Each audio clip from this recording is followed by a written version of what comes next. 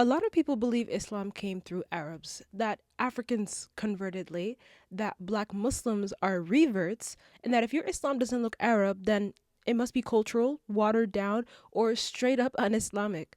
But here's the uncomfortable truth: Islam did not arrive in Africa late, and Africa did not borrow Islam either. Africa helped protect it, shape it, and spread it. And yet, somehow today, you can be a black Muslim whose ancestors practiced Islam for centuries, mind you, and still be asked when you converted. You can practice Islam through African languages, dress, and customs, and be told it's innovation, otherwise known as bidah. Or worse, that it's not really Islam at all. So the question is, how did we get here? Welcome back to another episode of They Lied About Africa. I'm your host, Numa, and if nobody told you the real story, I will. In today's episode, we're talking about how Islam actually came to Africa, not the simplified version, not the romanticized version either, and definitely not the Arab-centered version. We're going to talk about when Islam first arrived on the continent and how it spread and how African societies adapted it, what it built, what it disrupted, and why so many people today still must understand the relationship between Islam and Africa. Because here's something you probably were never taught: Africa was one of the first places Islam ever existed outside of Arabia. Matter of fact, Islam came to Africa before it even got to Medina. Some of the earliest Muslims lived, prayed, and were protected on African soil. Today, there are countries on the continent where Islam has been practiced continuously for over 1,000 years, longer than many Muslim societies elsewhere in the world. And Africa didn't just practice Islam. It produced scholars, universities, legal systems, trade networks, and intellectual traditions that shaped the Muslim world as a whole. But this episode isn't pretending everything was perfect. We're also going to talk about the uncomfortable parts: power, slavery, Arabization, and how religion has sometimes been used to erase African identity instead of honoring it. So if you ever wondered why black Muslims are treated like outsiders in their own faith, or if you ever felt like African Muslim history was deliberately left out of the conversation, this episode is for you. Let's get into it. So before we even talk about how Islam came to the continent of Africa itself, we have to pause, because the way this story is usually told assumes something that just isn't true. It assumes Africa was empty, spiritually empty, politically disorganized, intellectually behind. Like Islam showed up suddenly and Africa had structure, morals, law, meaning. That's false. Africa was already connected deeply, not just within itself, but outward, to the Mediterranean, to the Middle East, to Asia. Long before Islam, Africans were trading, negotiating, governing, worshipping, and building systems that ordered everyday life. Take the Horn of Africa, for example, in what is now modern-day Ethiopia. There was the Aksumite Empire, one of the most powerful civilizations in the ancient world. Axum traded directly with Rome, India, and Arabia. They minted their own coins. They had a written language. And by the 4th century, Christianity had already become a state religion there, not through Europe, but as an African institution. So when Islam emerges in the 7th century, it's not meeting an isolated society. It's meeting a region that already understands monotheism, law, diplomacy, and religious pluralism. Now, move east along the Indian Ocean, the Swahili coast, places like Mombasa, Kilwa, Zanzibar.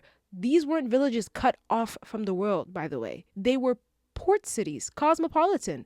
African merchants trading gold, ivory, and textiles with Persia, Arabia, India, and even China. Swahili culture itself came from that exchange, African at its core, but globally connected.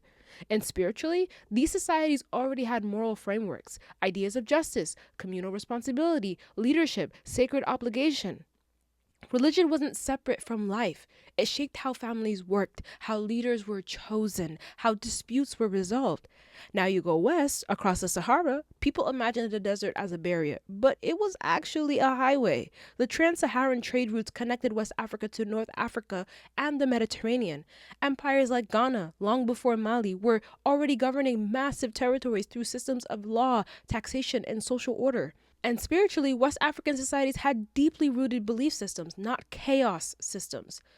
These were codes around honesty, contracts, marriage, inheritance, land use, community accountability. Elders, council, spiritual leaders all played roles in regulating everyday life. So Islam did not arrive to teach Africans how to live ethically. Africans already had ethics. What Islam encountered across the continent were societies that already understood order, hierarchy, and meaning, which is exactly why Islam was able to take root in conversation with existing structures instead of completely erasing them. And this is important because later on, when people claim that African Islam is mixed or not pure or too cultural, what they're really reacting to is the fact that Islam in Africa did not replace everything. It interacted with what was already there. Africa wasn't waiting to be taught how to believe. It already knew how to believe. So when Islam arrived, it did not fall on empty ground. It entered living societies, societies that chose how to engage with it, how to interpret it, and how to integrate it into everyday life. And that's the part of the story people skip. Because if you admit that Africa already had structure, then you cannot say Islam civilized Africa. And if you can't say that, then it becomes a lot harder to dismiss African Muslims as imitators instead of contributors. So as we move forward, keep this in mind. Islam did not replace African society. It met it, it negotiated with it, and in many places it grew because Africans recognized something familiar, not something foreign. And that's where the real story actually begins. So, and once you understand that Africa already has structure, spiritually, politically, intellectually, just like how we discussed, then the next part of the story makes a lot more sense because Islam did not arrive in Africa centuries later. It doesn't come as an empire first. It comes at Islam's most vulnerable moment. Very early on, when the Prophet Muhammad, peace be upon him, and his followers were being persecuted in Mecca, which is a city in what is now Saudi Arabia, they needed somewhere safe. They were being beaten, boycotted, tortured, even killed for believing in just one God. So the Prophet tells a small group of Muslims to leave. This migration is called the Hijra, which basically means a journey made for protection and survival. Most people are taught about the Hijra to Medina, another city in Arabia. But what they're usually not taught is that the first Hijra wasn't to another Arab city at all. It was to Africa. Specifically, they crossed the Red Sea and went to the Kingdom of Axum in what is now Ethiopia. And that part matters, not just religiously, but politically. Because Axum wasn't weak. It wasn't desperate. It wasn't isolated. We just talked about this, right? It was a powerful Christian kingdom ruled by a king known in Islamic tradition as the Negus or the Ashama ibn Abjar. And when the Muslims arrived, they weren't coming as conquerors. They were refugees. The Meccan leaders actually sent envoys after them, basically diplomats, demanding that the king send the Muslims back so they could be punished. And the king listened. He didn't immediately take sides. He asked questions. He asked the Muslims what they believed. They explained their faith, belief in one God, justice, moral accountability, and they spoke about Jesus and Mary, who are also important figures in Islam. And after hearing both sides, the king refused to hand them over. The first political authority to protect Muslims outside of Arabia was African, not Muslim, Christian. That means Islam's earliest survival depended on African protection. So when people say Islam is foreign to Africa, or that Africans later adopted, or that Black Muslims are imitators, that story already falls apart right there. Africa didn't just receive Islam. Africa sheltered it. And this wasn't accidental. This only works because Africa, especially the Horn, already understood religious pluralism, law, and asylum. These were rules about hospitality, justice, and protection of the vulnerable. Islam wasn't asking Africa to invent compassion. It was stepping into systems where those values already existed. And from there, Islam doesn't spread through mass conversion or force. It spreads slowly, quietly, through people, through merchants who travel between Africa and Arabia, through scholars who debate theology and law, through rulers who adopt Islam not because they're being invaded, but because they see it as compatible with governance, trade, and ethics. That's why Islam takes root differently in different parts of Africa. On the Swahili coast, it grows through Indian Ocean trade. In West Africa, it moves through trans-Saharan networks. In some places, rulers convert first. In others, communities do. And this is important. Islam doesn't erase African life when it arrives. People don't suddenly stop being African. Languages stay, clothing stays, social structures stay. Islam adapts to the rhythm of everyday life, family, work, leadership, community. Which is why African Islam doesn't look monolithic and why it never did. So if you're listening to this and you've ever been told that African Islam is mixed or too cultural or not authentic, understand that what you're really hearing is discomfort. Discomfort with the fact that Islam was never meant to belong to one culture. From the very beginning, Islam survived because it crossed cultures. And Africa wasn't on the margins of that story. It was the center of it. And once Islam settled on the continent, it didn't just stay small. It grew institutions, it produced scholars, it reshaped entire societies. But that part, what Islam actually built in Africa, is where things get even more interesting. So when Islam settles into African societies, something important happens. It stops being just a belief people hold and it becomes something people build with. Because religion, when it really takes root, does not stay abstract. It shapes education, law, politics, family life, right? How knowledge is passed down. And in Africa, Islam becomes embedded into daily life in a way that's practical, intellectual, and deeply local. Take West Africa, for example. As Islam spreads through trade routes and scholarship, it begins to influence how states govern themselves. Rulers don't just convert privately, they build institutions. Mosques become schools, schools become universities, and learning becomes central to social status. Places like Timbuktu weren't mysterious or mythical, by the way. They were functioning intellectual centers. Scholars there studied theology, law, astronomy, medicine, mathematics, poetry, not just to memorize texts, but to debate them, to question them, to apply them to African realities. And this is important to say clearly. Islamic scholarship in Africa was not just copying ideas from the Middle East. African scholars were writing original work. Thousands of manuscripts, handwritten, preserved, passed down, show African voices interpreting Islam through African contexts. There were discussions about governance, about justice, about trade ethics, about women's rights, about how Islamic law, which is basically a system meant to guide moral and legal life, should be applied in societies that already had their own customs. And instead of erasing those customs, many African Muslim societies did something more complex. They negotiated. They asked questions like, what aligns with Islam? What doesn't? What can stay? What needs to change? So everyday life didn't suddenly become foreign. People still spoke their languages, still dressed according to climate and culture, still organized families and communities in familiar ways.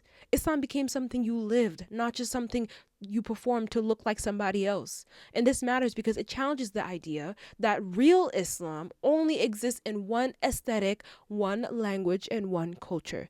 In Africa, Islam was scholarly but accessible, structured but flexible, deeply spiritual but also practical. And for a long time, African Muslim societies were known for learning. So much so that students traveled across the Sahara and the Mediterranean to study there. Knowledge flowed out of Africa, not just into it. But here's what the story starts to get complicated. Because as Islam grows in influence, it also becomes tied to power, to empire, to hierarchy. And wherever power exists, tension follows. Not all interactions were equal, not all exchanges were ethical, and not all interpretations of Islam were used to uplift. Some were used to dominate. And that tension between faith as a moral system and faith as a tool of power is something African Muslim societies had to navigate for centuries. Which brings us to the parts of this history people either, I want to say, romanticize or completely avoid. The parts where Islam culture, race, and power collide. Because once Islam becomes tied to institutions, scholarship, and power, it becomes vulnerable to being used. And this is where we have to just slow down and be honest with ourselves. See, Islam as a faith teaches justice, dignity, accountability, and equality before God. But Muslims, like all people, don't always live up to the ideals of their religion. As Muslim empires expanded in North Africa, the Middle East, and along the Indian Ocean, Islam sometimes traveled alongside political ambition, and in these moments the line between faith and power blurred. One of the most uncomfortable parts of this history is slavery. There was a trans-Saharan and Indian Ocean slave trade that involved African Muslims, Arab Muslims, and non-African Muslims alike. And yes, some of it was justified using religious language, even when it contradicted Islamic ethics. That matters because it means we can't pretend harm didn't happen just because it happened under the banner of religion. In places like the Swahili coast and Zanzibar, trade brought wealth, culture, and scholarship, but it also brought exploitation. And over time, race began to harden into hierarchy. Arabness slowly started to be associated with closeness to power, blackness with labor, and slowly, subtly, cultural dominance crept in. This is where Arabization enters the conversation. Arabization isn't Islam. It's the process where Arab culture, language, dress, norms becomes treated as the default or superior expression of Islam. If you go on pictures right now as a Muslim woman and you're maybe deciding to go on your modesty journey, wear a hijab, wear an abaya, or not even abaya, just dress modestly, period. When you search up those type of clothes, the first thing that pops up, maybe the first 30 things that show up are Arab clothing. And that just goes to show that when something like that happens, African expressions of Islam start being seen as less than, too cultural, too local, too African. This is where the seeds of modern tension are planted. Because if Islam is framed as something that arrived from outside and reached Africa through domination, then Africans are positioned as perpetual students, never originators, never equals. And that framing sticks. It's why today a black Muslim can trace Islam and their family back hundreds of years and still be called a revert. It's why African Islamic practices are questioned more harshly. It's why Arab culture is often mistaken for religious correctness. But here's the key thing to understand. These dynamics didn't come from Islam itself. They came from power, from empire, trade hierarchy, and racialization. And African Muslims weren't passive in this process. They resisted, they adapted, they preserved their traditions, they produced scholars who challenged unjust interpretations. They built communities where Islam made sense for their realities. Still, the tension never fully disappeared. And over time, colonialism, European colonialism, made it even worse. Because colonial powers deliberately fractured African identities, elevated some groups over others, and rewrote history in ways that served them. So by the time we reach the modern era, African Islam is carrying layers of distortion, colonial narratives, racial hierarchies, and cultural erasure, all stacked on top of a religion that once found refuge on African soil. Which brings us to now, to the present, to the moment where millions of African Muslims exist on the continent and the diaspora, practicing Islam, preserving culture, and still being asked to prove legitimacy. And to understand where African Muslims stand today, we have to talk about what this history produced, not just the harm, but the resilience. So, when we talk about African Muslims today, on the continent and in the diaspora, we're not just talking about faith, we're talking about inheritance. We're talking about what it means to carry a religion that has lived on African soil for over 1,000 years, but to exist in a world that still treats African Islam like a footnote. But here's the reality. There are over 1 billion Muslims in the world today, and a massive portion of them are African. Countries like Nigeria, Senegal, Sudan, Somalia. Islam isn't a minority religion there. It's woven into everyday life. Birth, marriage, education, law, ethics. It's not new. It's not borrowed. And yet, if you're a black Muslim in the West especially, there's often this unspoken pressure to perform your faith in a way that feels recognizable to someone else, to sound a certain way, dress a certain way, practice a certain way. And when you don't, when your Islam carries African languages, African customs, African rhythms, clothing, it gets questioned. Not because it's un-Islamic, but because it's unfamiliar to people who were taught a very narrow version of what Islam looks like. That's the long shadow of everything we just talked about. Empire, Arabization, colonialism, and historical erasure. But here's the part that doesn't get said enough. African Muslims have always been negotiating this. They negotiated when Islam first arrived. They negotiated when power tried to reshape it. They negotiated under colonial rule. And they're negotiating now in mosques, families, online, in classrooms, in diaspora spaces. And negotiation does not mean weakness. It means agency. It means understanding that Islam was never meant to erase who you are. It was meant to guide how you live. So reclaiming African Islamic history isn't about rejecting Islam. It's about rejecting the lie that Islam belongs to only one culture. It's about remembering that the first place Muslims ever found refuge was Africa.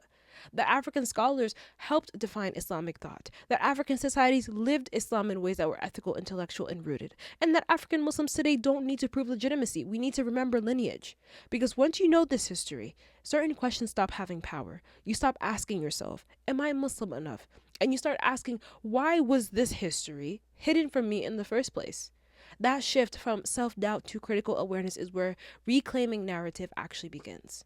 And that's why telling the story matters. Not to romanticize the past, not to pretend there were no contradictions, but to make it clear that African Islam is not an imitation. It's an origin story. And this is where I want to pause for a second, not to go back over history, but to talk about how history gets explained to us. Because one of the ways uncomfortable conversations about race in Islam get shut down is through simplification. If you ever brought up anti-blackness in most Muslim spaces, you've probably heard something like, but Bilal was black, as if mentioning one historical figure is supposed to close the conversation entirely. And that's exactly what Mustafa Briggs interrogates in his book Beyond Bilal. The title itself is important because it's not saying Bilal doesn't matter. It's saying that reducing the entire black Muslim experience to a single example is a way of avoiding deeper questions. Questions like, how did racial hierarchies develop in Muslim societies over time? How did power, empire, and economics shape the way people interpreted religion? And why do conversations about race in Islam often feel so threatening to people? What the book makes clear is that anti-blackness in Muslim societies didn't come from nowhere, and it didn't come from Islam itself. It emerged historically, alongside empire, slavery, and social stratification, just like it did in other parts of the world. And that distinction matters, because if you pretend Islam exists outside of history, untouched by politics, untouched by culture, untouched by power, then any critique feels like an attack on the religion itself. But if you understand Islam as something practiced by human beings across time and different social conditions, then you can be honest without being hostile. And honesty is what allows healing. Briggs didn't write from a place of rejection. He writes from a place of responsibility, asking what it means to take Islam seriously enough to confront how it's been lived, taught, and sometimes misused, especially when Black Muslims are the ones bearing the consequences. Because when African and Black Muslims' histories are minimized, it doesn't just affect how others see us, it affects how we see ourselves. It creates this quiet pressure to constantly prove legitimacy, to cite ancestors, to explain lineage, to justify culture. So books like this aren't about tearing anything down, they're about expanding the frame. They remind us that representation without structural honesty is just symbolism, and that a religion that claims justice as a core value should be strong enough to withstand self-examination, not fear it. That's why conversations like this and readings like that matter, not because they give us all the answers, but because they give us better questions. That's all I have for you on today's episode of Daylight About Africa. Until the next episode.